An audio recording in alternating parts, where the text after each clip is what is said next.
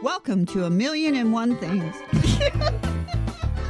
Girls, get it together. You have a show to do. Because it's cool to know stuff. Let's get started. Welcome to our show, A Million and One Things, because it is cool to know stuff. We are sponsored by Quirky Minds Media, your full-service media production company. Go out to quirkymindsmedia.com to find out what we can do for you. My name is Temple Kinyon, and I'm here today with my beautiful co-host, Cynthia Boer, and we have a very special guest with us today, Cynthia. Yes, we have Dr. Joe Cortese. And I want to thank you, Temple, and welcome everyone, and welcome, Joe. We're so happy to have you here with us today. Now, we understand that you've published 2 books, The Missing Link in American Public Education, and today we're going to be discussing your book, Phoenixivity, The Art of Using Positive Thinking and Positive Behavior to Manifest and Achieve Amazing Success. To begin, Joe, please tell us a bit about your background, and then we'll get into your book. Thank you for the introduction. Mm-hmm. I hail from a little town in northeastern Pennsylvania called Lehighton. It's about 80 miles north of Philadelphia. And if you've ever heard the Billy Joel song Allentown, you know exactly where it is. In that little town, I basically graduated from high school in 1970, so you can do your math. And after that, I decided to go to college, the first person out of my family of 6 siblings to attend college. Wow, that's impressive. That is awesome. It sure was. And what was really odd was there were 3 brothers before me. And since I was the 4th son and named after my father, he expected me to follow the path that my previous 3 siblings had followed, and that was to go in the military. But it was the height of Vietnam. Ooh. And I had a lot of friends who went in the military right after they graduated from my high school, and they told me horror stories. And I thought, oh, God, please no. So I graduated with a pretty high GPA in high school, and I studied my buns off because my mother really pushed me to do that. And I decided that I would not go in the military unless I was drafted. Right. Mm-hmm. So as a good citizen, I went to college, and President Nixon became president. He decided to phase out the Vietnam War, and he said, we're going to start a lottery system. So instead of being drafted, if your number is pulled, you'll be in the military and you'll go to Vietnam. Mm-hmm. After about 3 years of student deferments and not getting drafted, I took my physical and went up to the county courthouse in Jim Thorpe, Pennsylvania, and they had this lottery where they had thrown all our birth dates into a fish tank, almost like bingo, and they would pull out numbers, and they had a tote board that would show, well, this is our quota that we have to meet for our county, so when we reach that quota, we will no longer pull any numbers, and all you that are here are no longer going to be drafted.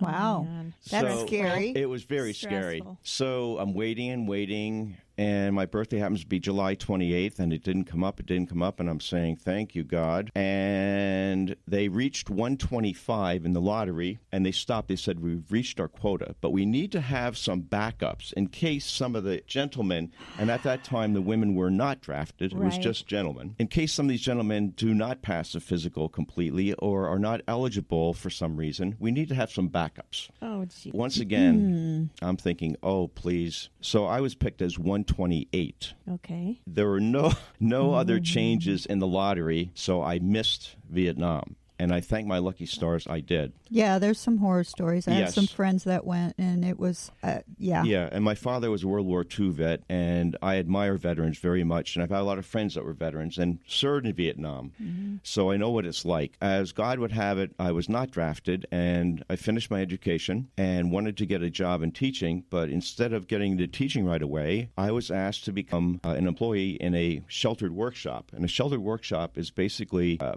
working facility that educates and provides employment for mentally handicapped Okay. and people that have disabilities. Okay. And I had kind of majored in that initially in college. I went to East Stroudsburg University first, and I finished my program of 4 years and 3 years. So I went to night school, and I went in the summers. I worked in the college library there. I always was a workaholic, and I got that, of course, from my parents. Yeah. So what happens is I work in this sheltered workshop, and I train these people to do assembly line work, and they assemble lamps, which we sold to the biggest lamp manufacturer in the United States, and it was all metal parts. So it was a very challenging job. I had majored in English in college and ended up with my minor, special education, working with these adults. And one of the things I learned on one of my first days in that job was don't use the word retarded when you deal with mentally handicapped individuals, because one of the oldest clients in this facility said to me, you know, you're only in your 20s and you think you're a wise guy and you know everything because you have a college education. But he says, you know, I'm going to tell you why I'm here. He said, because I was labeled as retarded when I was in school, only because I have a speech impediment.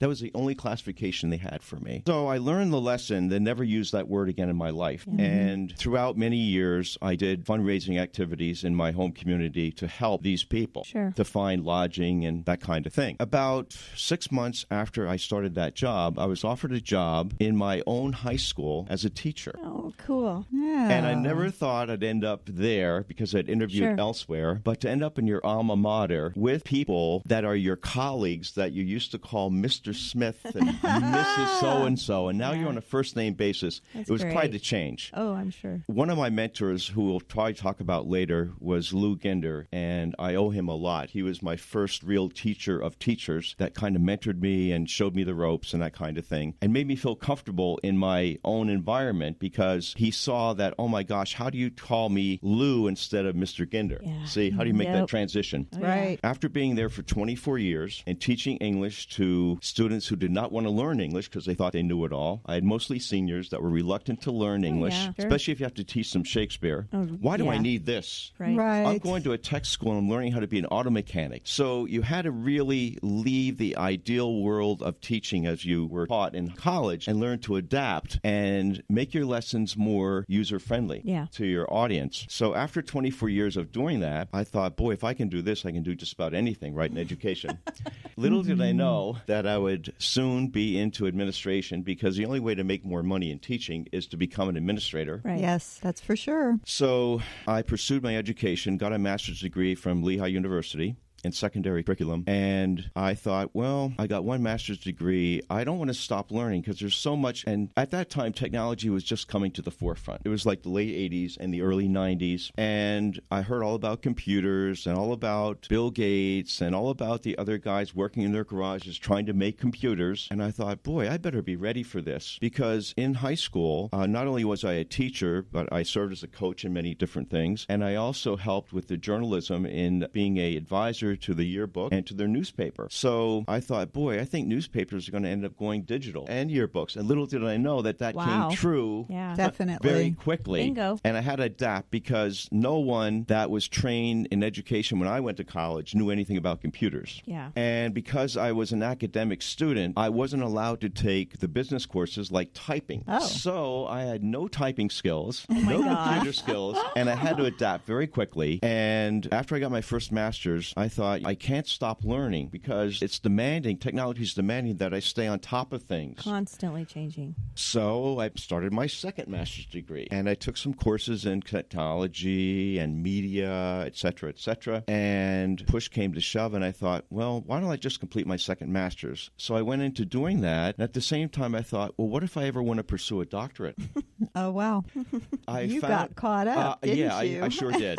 So there was a suburb named Chester, north of Philadelphia, and they had this unique university called Widener University. And Widener started as a military college, and I heard they had a really good educational program, not that East Stroudsburg University or Lehigh University didn't, but they had a doctorate that I thought would really prepare me for the future. And when I met with my first college advisor, he said to me, you know what, we can take a lot of your courses from your first master's and use them toward your second master's, and if you complete your second master's here, we'll transfer some of your credits into the doctoral program. It'll save you a lot of time, effort, and money. Mm-hmm. Yeah, because that's not cheap. No, because most doctors can cost anywhere from $10,000 and up. Right. Well, it took me almost 8 years to complete my doctorate, and most of that was research on positive behavior, which led into my book. That's wonderful. And that, in a nutshell, is an introduction to my bio. Well, I had read up a little bit on you before you started, and I can see the connections now, and we'll talk about those. Okay. But I can see a lot of the connections of what you were talking about in your one book. Thank you. Yeah, I think it's pretty interesting. You had this little interesting story about some changes that took place because of a specific trip It was a visit to the cross in Groom. What happened there? It was at the end of May in 2008. I was a caregiver for my father, who died one day shy of his 93rd birthday, and I did that for almost a year. That took me from 2007 to 2008, and the promise to myself was I took an early retirement from public school education, which is a whole other story.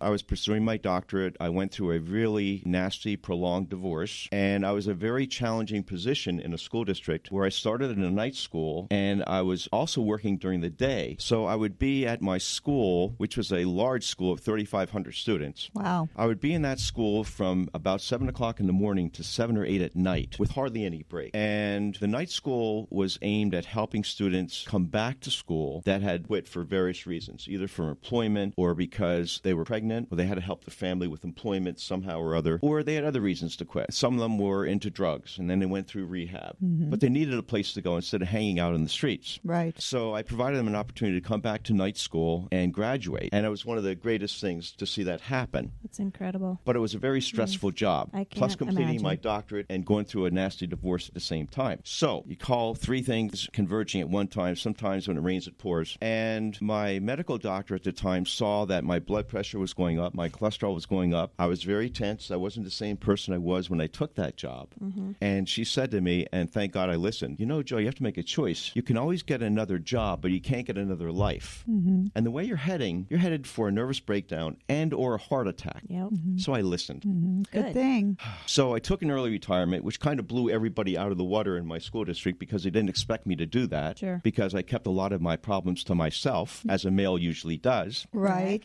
And I learned about that as well. Yeah. So I took my doctor's advice, and I took an early retirement, and I promised my father, who was coming off the death of my mother, that I would use my remaining days of vacation, which I had never taken, to bring him to California to visit my two brothers in San Diego. And he said, I don't want to go back to California. It's where your mother died. And I said, Dad, you have to get over it. Now listen to those words. You have to get over it, I said to my father.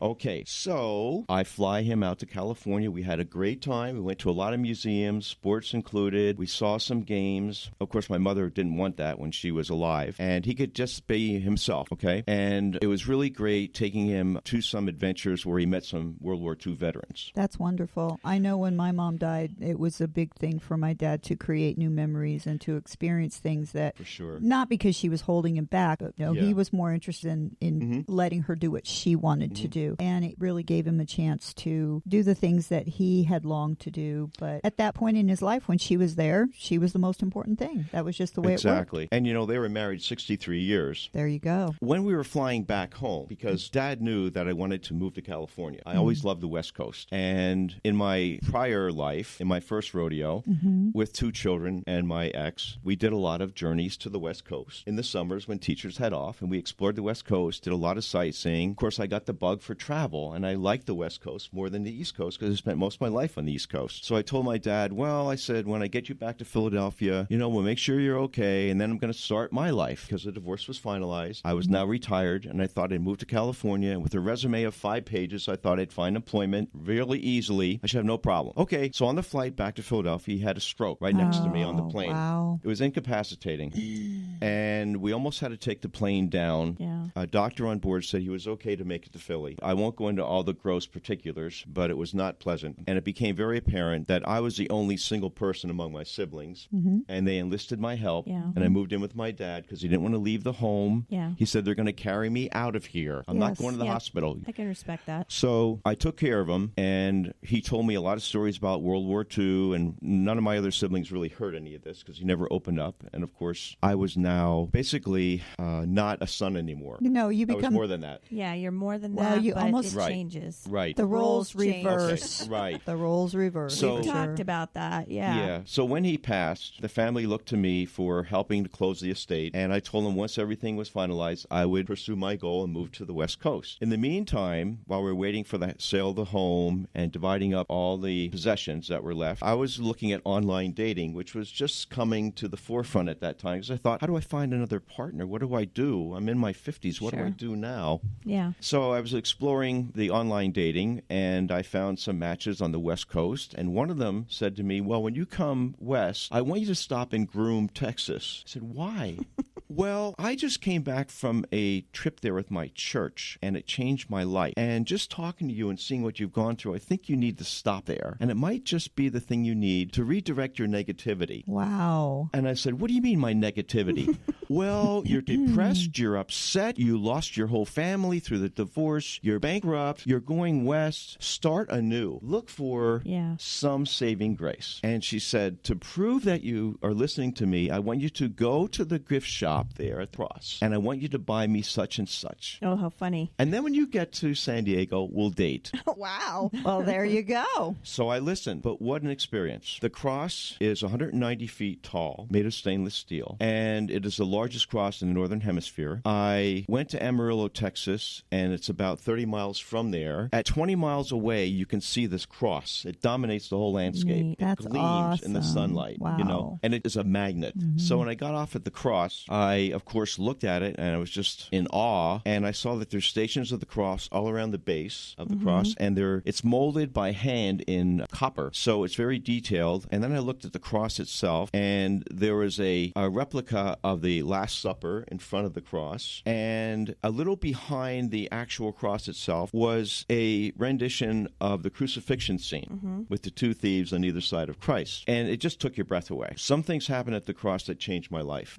And there was one part of the journey, maybe about 1,000 feet from the base of the cross, where they had an empty tomb, and they had an angel inside the tomb. And I knelt down, and some kind of inspiration hit me that, you know, you have to change your attitude. You have to find a way to be more positive and be the person that you were before the divorce, before your father's death, before the bankruptcy, before you lost your family. Life goes on. Plus, I had this girl waiting for me in San Diego that said, change your life and get rid of the toxicity and the negativity you have, the bitter attitude you have. So it all hit me at one time. Sure. And that really changed me. And then about a mile down the road from the cross was a little diner called Blessed Mary's Restaurant.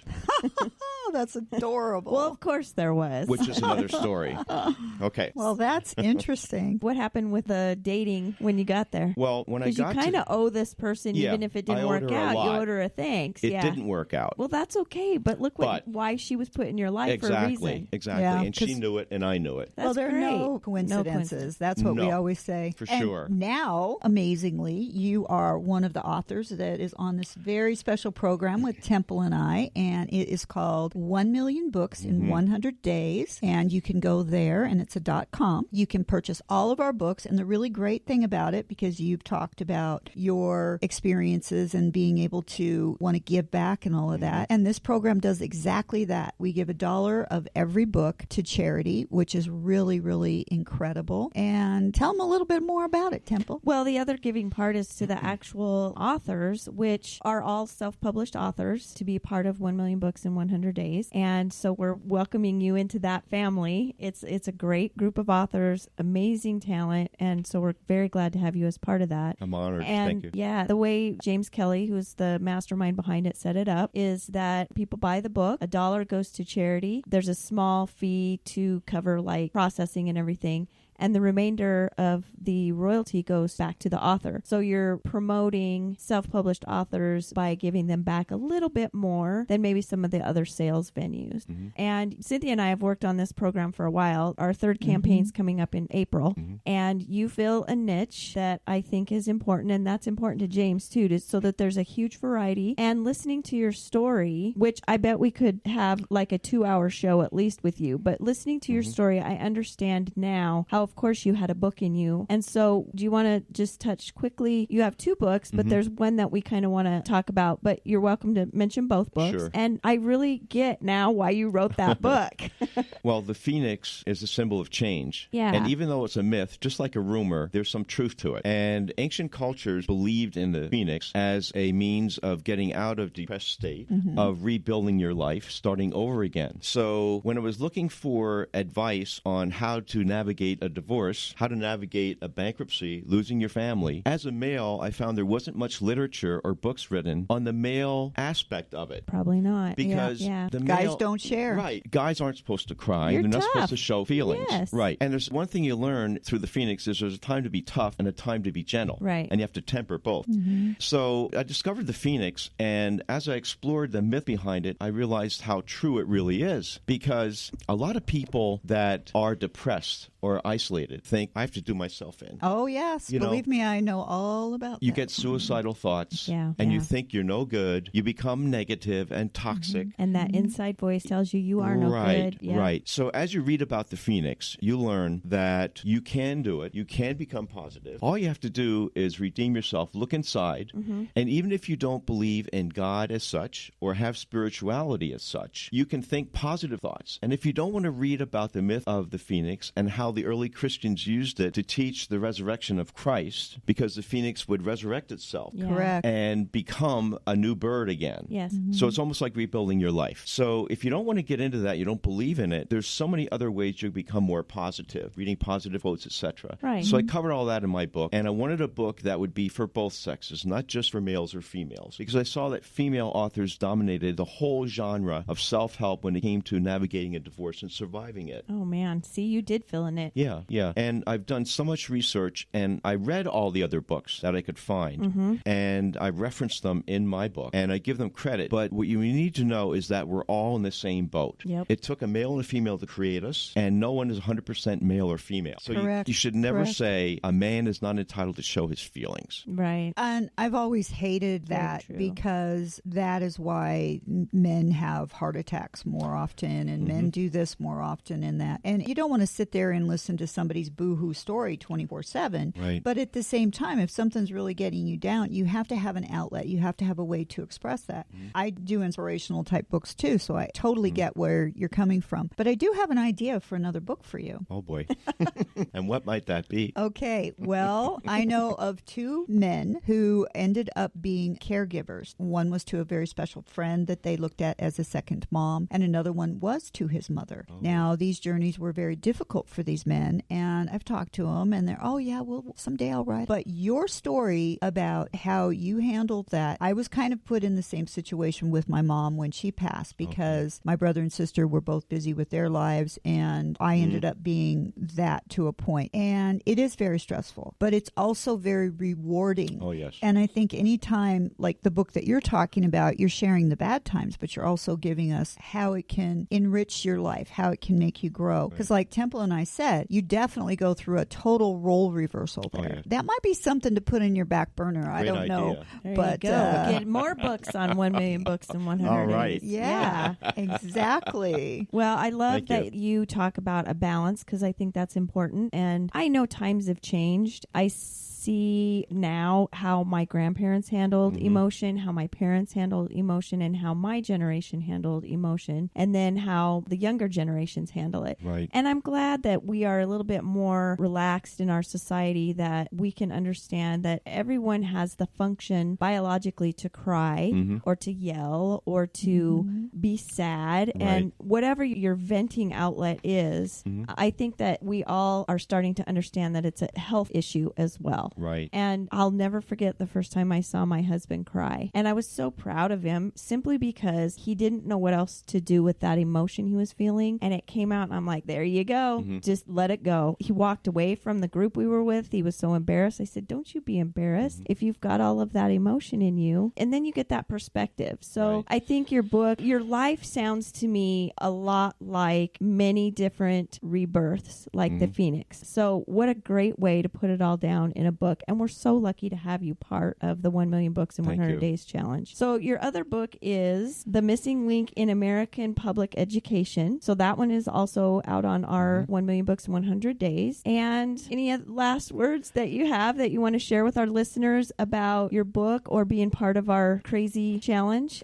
And then also how to get in touch with you. Right. Well, the two books are tied together. Okay. And it took a long time for me to see the connection because I spent most of my life in the classroom, in education in different roles. But now that I'm retired and still teaching in different capacities, I know that there is a missing link, and it's one that we don't really want to talk about. It's the family. We're missing too many fathers. Unit. The family unit has been almost destroyed. Yeah. And I feel the plight of single parents, male and female, in raising a child, because it takes two parents to raise a child. It's a very difficult job. And as a pseudo-parent, as a teacher, I saw this when I had family conferences. And as a principal, I saw it with conferences and also with when you would suspend a student and get at the real reasons for misbehavior. Yeah. It's mostly oriented because it started in the family. Yeah. And maybe they lack direction, or they lack a father figure, or they lack a mother. So I started to see that, and it's almost like our country needs a rebirth. Well, and so we read this book and maybe hear your insights on how maybe we can all learn a lesson from that. And it doesn't take money to improve education the way it is right now. We need to improve our family structure more than anything. All right. And commenting on one thing you made, the comment about how things have changed and now you respected when your husband cried. The first time my father cried was when I ended up on his doorstep and I told him I was leaving my wife. And I explained divorce to him because he said, your mother and I have been married 63 years and we've had some hard times. But the greatest generation that fought in World War II and saved our country, they didn't understand the concept of divorce. They just stuck it out. They stuck it out. That's right. Those vows that you take,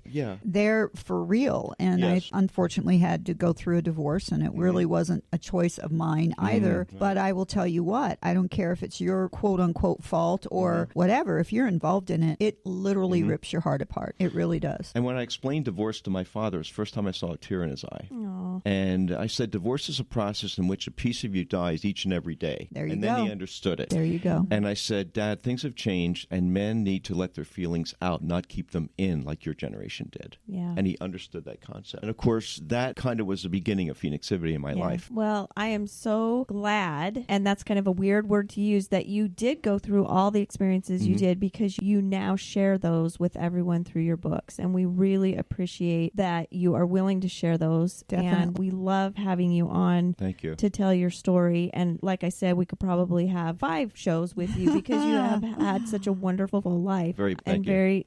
Lots of layers and lots of learning lessons. So, of course, we have your books on 1millionbooksin100days.com. And where else could our listeners get in touch with you to learn more about you? I can always direct the listener to purchase the books if they don't know how to purchase them, and they can contact me. My email address is probably the easiest way to get in touch with me. It's drjoe, DRJOE 679 at hotmail.com. And I'll be glad to direct you to purchase the book or answer any questions about this interview. Great. Or any other questions you have about Phoenixivity or education. Okay. All right. that We appreciate sounds great. that. Yeah. Listeners, Thank you. Here's your man. He There can you help go. you with a lot of these interesting concepts and share his knowledge. I think that's wonderful. Yeah. Thank you for Thanks for being on having the me. show. It was been great. And you do have a fantastic. great radio voice, just so you thank know. you. If you Yes, need, you if you do. need another career choice or career Okay. path. Quirky Minds Media. Yeah, Hey, we're I've on heard that here. many times. podcast. Okay. Thank you. Well, I think that's about all for today. And again, if you want to check out all of our shows, you can visit our website at amillionandonethings.com. Or if you have an idea or a question, if you can't get a hold of Joe right away, just email us and we'll pass it along to him. And that is amillionandonethingsshow@gmail.com. And let us know what you think. And we'd love to have a show sharing emails and that sort of thing. Because as Temple and I say, A million and one things, because it's cool to know stuff. Bye for now. Join us next time when we come up with something new. After all, there's always a million and one things to talk about.